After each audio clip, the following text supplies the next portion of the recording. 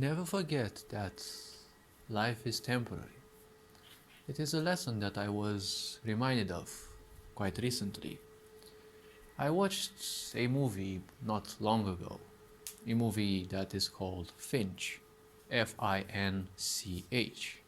It is a movie about life, and, well, despite the main idea being somewhat, I would say somewhat far fetched, the point is the possibility of life is almost infinite, if not beyond our comprehension and therefore infinite.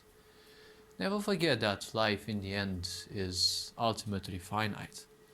Dying is the easiest part, and at the same time, it is also the easiest to forget that that also happens, that life is simply short, irrespective of how lengthy it is in terms of years. What is the length of our life with the lifespan of the universe? Still, one should not complain that they lived more or less. Live just a full life. A child, if they die at 6 or 7 years, they don't have much time for regrets. They might still regret some few things in their child mind, but it's always something childish. Something that people forget because this society is way too much enrooted into its own suffering.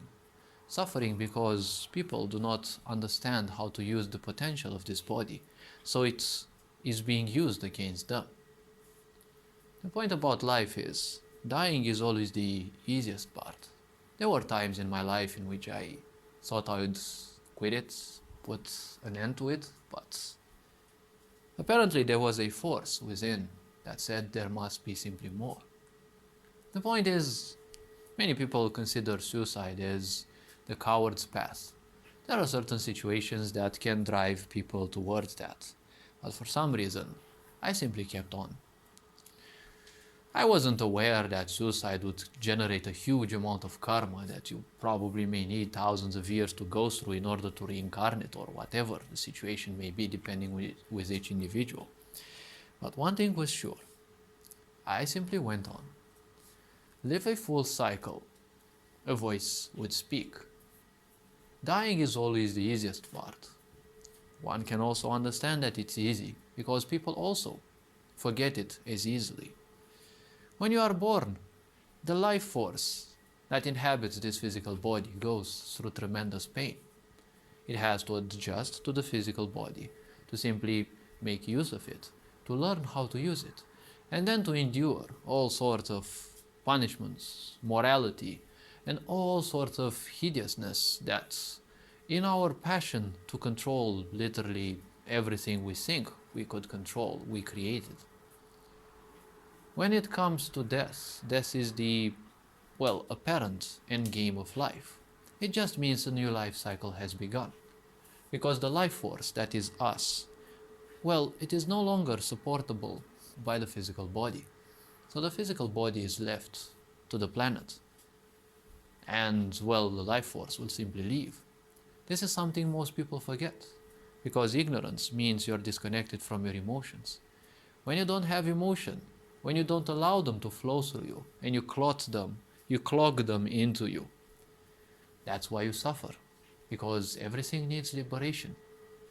Every emotion, every thought that repeatedly comes into your mind, it wants that liberation. You just have to think about them and let them flow without any judgment. That is how you attain, let's say, liberation from some cycles of karma. Others may require help. Yogis, spiritual people, whatever you may call them. But ultimately, death, in a way, it is the liberation because it is also the easiest. The physical body doesn't need to do anything. It just becomes too feeble, and the life force that exists within us shall simply leave because it has no other way. It is the cycle of life. Many people despise this. Many people fear this, but it is just wasted time, because ultimately there is literally nothing one can do. In my mind, I had reached ways through which one could attain to so-called immortality. However, the point was, through my introspection, I realized that none of them would be let's call it, too religious. So ultimately, none of those was ever thought about. I was also said, indirectly, well, whoever seeks immortality must be a fool, because life can twist and bend you in just one single moment. That thing happens that tears you probably forever. All experiences are needed because ultimately it is what propels us further. And experiences shall come to us because, well, ultimately they will. If you choose to not do anything in life, you're still doing things, you're still breathing, you're still wandering, your mind still ponders. There is always transaction with the space around you. Your breath is a transaction. You breathe in energy, you breathe out energy. You're processing foods you most likely have eaten, probably not even remembering when that last time was. So the point about life is understanding the feebleness of it and cherishing it. For as feeble as it is that which is building us into strong beings. It is that which is shaping. Because don't forget, in the Hindu belief, they said that gods themselves, deities, would call for humans. They would simply call to human sages, because that which is unconscious, one with creation, enters this aspect of life. And as it enters this cycle of life, if they can atone to a wakefulness and becoming enlightened, it means surpassing karma and whatever processes this life can throw at you. Whatever aspects, whatever hurts, whatever karma throws at you, you simply go beyond that. It is an interesting thing, because in all other religions, you are said that you are simply useless, and that deity has to, simply be given all your attention. We have created so many distractions. They just keep our mind busy. We're technically not allowing life to flow through us. We're giving all our attention to the mind. The mind is just an engine of creation. It does nothing else than that. There has to be someone at the helm to simply support you, right? Because if you are not at the helm, life will simply pass by. Because what is flowing for us, what is going on for us, or better said, moving away, is not time, but it is the physicality of our body. Our body is aging. Time is not passing by because time is just a construct we made. What is flowing away is our life, because the life force vibrates more or less depending on how you preserve your body, how you care for your body. But ultimately, one should never forget that it doesn't matter whatever you have in this world. It doesn't matter how many certificates you have, medical certificates, scholar certificates, skill certificates. Whatever you have, it really does not matter. Because just like European folk says, folklore, when death comes to take you away, it will not force you because it knows it is your time. People will be afraid, people will simply embrace it.